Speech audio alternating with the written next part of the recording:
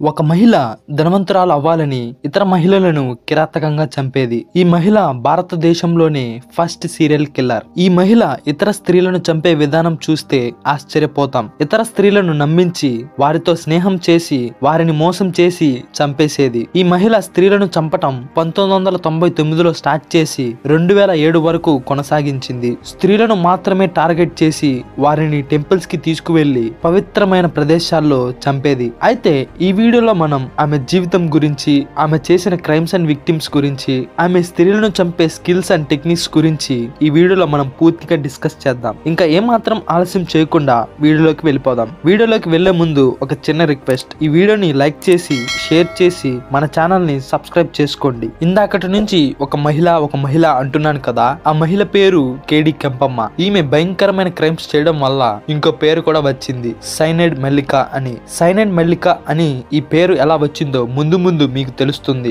ఈ కేడి కెంపమ్మ మన భారతదేశంలోనే ఫస్ట్ ఫీమేల్ సీరియల్ కిల్లర్ గా గుర్తించబడింది. కేడి కెంపమ్మ 1970 కర్ణాటకలోని కగ్గాలిపురంలో జన్మించింది. కెంపమ్మ ఒక టైలర్ ని పెళ్లి చేసుకుంది. అయితే 1998లో వీళ్ళిద్దరు విడిపోయారు. దీనికి కారణం కెంపమ్మ చేసిన పెంట పనికి. ఏం చేసిందంటే ఒక ఇంట్లో దొంగతనం చేసి పోలీసులకు దొరికిపోయింది. 1 సంవత్సరం పాటు జైల్లోనే గడిపింది. జైలు నుంచి తిరిగి వచ్చేసరికి కెంపమ్మ భర్త వదిలేశాడు. ఆమె నుండి దూరం అయిపోయాడు. కెంపమ్మకి 3 పిల్లలు. వారిని పోషించాలి కాబట్టి చిన్న వ్యాపారం స్టార్ట్ చేసింది. ఈ వ్యాపారం కూడా నష్టాల్లోకి వెళ్ళింది. అటు చూస్తే భర్త ఇంటి నుంచి బయటకు నెట్టేశాడు, ఇటు చూస్తే వ్యాపారం నష్టాల్లోకి వెళ్ళింది. ఈమెకి ఏం చేయాలో అర్థం కానిటువంటి పరిస్థితి. అయితే చిన్న జాబ్స్ చేయడం ప్రారంభించింది. లైక్ డొమెస్టిక్ వర్కర్ అంటే ఇంట్లో పనులు చేయడం, అండ్ గోల్డ్ స్మిత్ అసిస్టెంట్ అంటే బంగారం షాప్ లో అసిస్టెంట్ గా వర్క్ చేసేది. కెంపమ్మ డొమెస్టిక్ వర్కర్ గా ఉన్నప్పుడు వాళ్ళ ఇళ్లను చూసి ఆశ్చర్యపోయేది.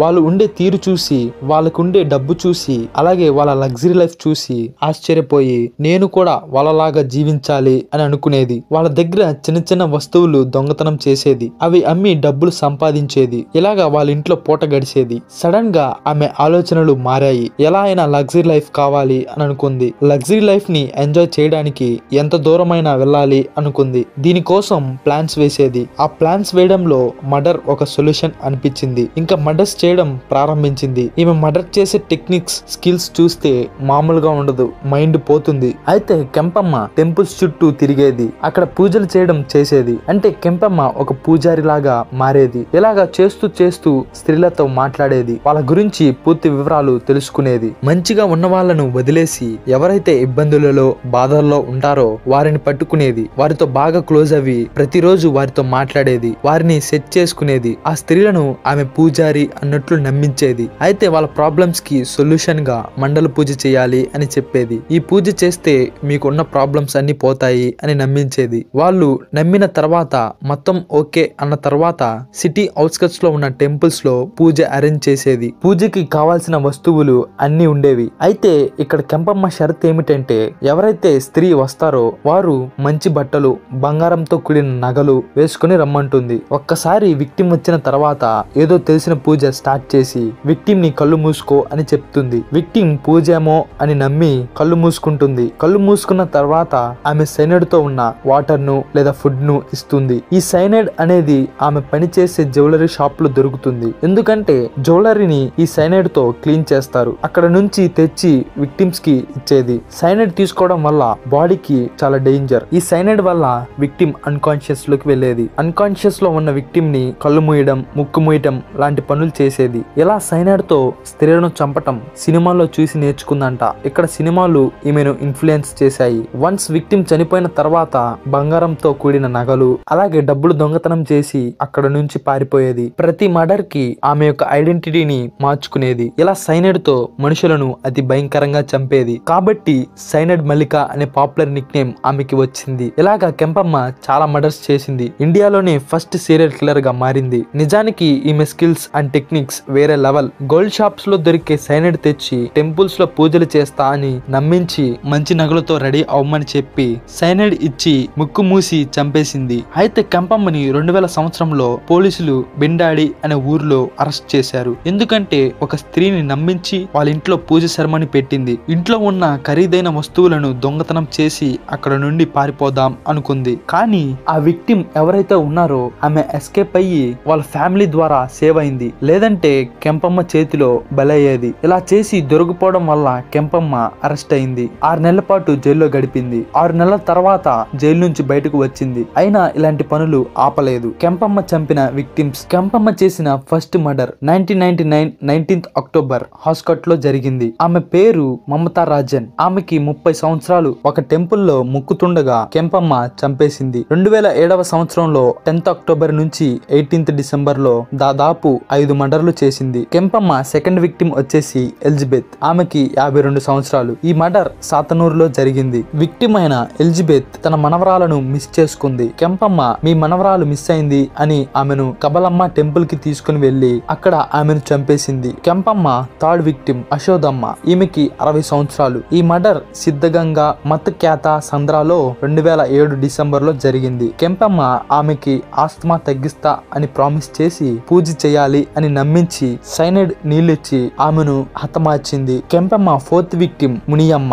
ఈమెకి 60 సంవత్సరాలు. మునియమ్మ డివోషనల్ సాంగ్స్ పాడేది. ఈ మునియమ్మ హెలకంతాలో నివసించేది. ఈ కేడి కిల్లర్ యాదియూర్ సిద్ధాంగేశ్వర్ టెంపుల్ కి తీసుకొచ్చి ఆమెను హతమార్చింది. కెంపమ్మ ఫిఫ్త్ మర్డర్ పిల్లమ్మ. 60 సంవత్సరాలు. మధుర్ వ్యాధ్యానాథపురంలో హతమార్చింది. పిల్లమ్మ హెబ్బల్ టెంపుల్ కి ప్రీస్ట్. కెంపమ్మ పిల్లమ్మకి హెబ్బల్ టెంపుల్ కి ఏదో ఒకటి నేను స్పాన్సర్ చేస్తా అని నమ్మించి అక్కడికి తీసుకుని వెళ్లి పిల్లమ్మని చంపింది. కెంపమ్మ లాస్ట్ విక్టిమ్ వచ్చేసి నాగవేణి. 30 సంవత్సరాలు. ఈ నాగవేణి పిల్లలు కావాలి అని ప్రెగ్నెంట్ అవ్వాలి అని ప్రేర్ చేసేది. అది తెలిసిన కెంపమ్మ ఆమెను నిద్రపోతుండగా చంపేసి ఇంట్లో ఉన్న వస్తువులు దొంగతనం చేసి వెళ్ళిపోయింది. కెంపమ్మ చేతిలో ఇంకో విక్టిమ్ కూడా ఉంది. ఆమె పేరు Renuka. Age 22. Pilgrim centre Kolar district లో 2006లో కెంపమ్మ హతమార్చింది. ఈ విక్టిమ్ వల్ల కెంపమ్మ పోలీసులకు దొరికిపోయింది. ఎలా అంటే రేణుక ఒక టెంపుల్లో 7th డిసెంబర్ 2007లో మర్డర్ అయింది. ఈ రేణుక మణి అనే వాళ్ళ సిస్టర్ తో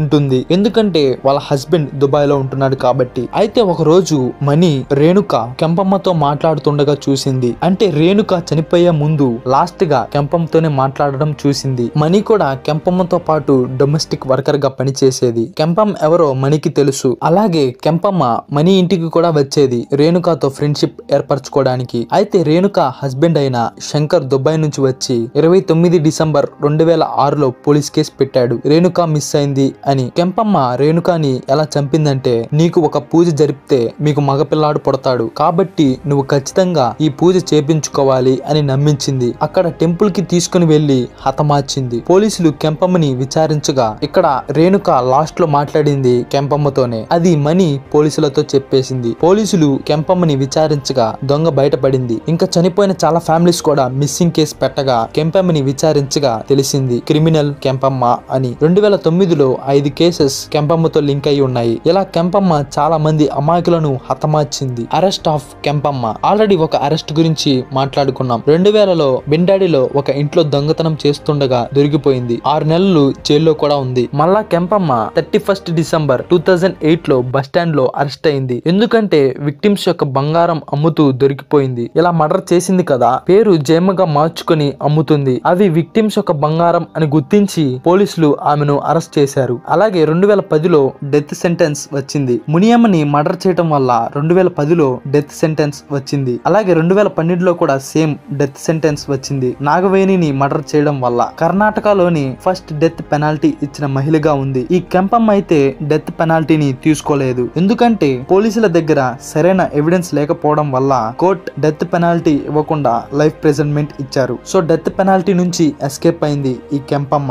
జీవితాంతం ఇంకా జైలు బతుకే. చివరిగా కెంపమ్మ 2017లో న్యూస్ లోకి వచ్చింది. ఎందుకంటే జైల్లో శశికళ అనే మహిళతో బాగా స్నేహం చేసింది. వీరిద్దరూ కలిసిమెలిసి ఉంటారు. అయితే ఒక రోజు కెంపమ్మ వేరే జైలు కి వెళ్లాల్సి వచ్చింది. జైలు మార్చాల్సి వచ్చింది. కెంపమ్మ శశికళతో కలిసి ఉండాలి అనుకుంది. కానీ ఇది జరగలేదు. జైలు అధికారులు దీన్ని ఒప్పుకోలేదు. శశికళ ఫుడ్ కోసం నిలబడుతుంటే అది చూడలేక కెంపమ్మ ఫుడ్ లైన్ లో నుంచొని శశికళకి ఫుడ్ తీసుకొని వచ్చేది. అంటే వారిద్దరి ఫ్రెండ్షిప్ ఆ విధంగా ఉండేది. ఈ న్యూస్ అయితే చివరిగా బయటికి వచ్చింది. అయితే ఇప్పుడు కెంపమ్మ ఉందో లేదో మనకి తెలియదు. ఇప్పుడు జీవిస్తుందా లేదా అన్న విషయాలు మనకి తెలియదు. సో డబ్బుల కోసం ఈజీ వేస్ ని ఎత్తుక్కోకూడదు. కష్టపడి డబ్బును సంపాదించాలి. సో కెంపమ్మ గురించి మీకు ఎలా అనిపించిందో కింద కామెంట్ చేయండి. ఈ వీడియో నచ్చితే లైక్ చేసి షేర్ చేసి ఈ ఛానల్ ని సబ్స్క్రైబ్ చేసుకోండి. Thank you so much.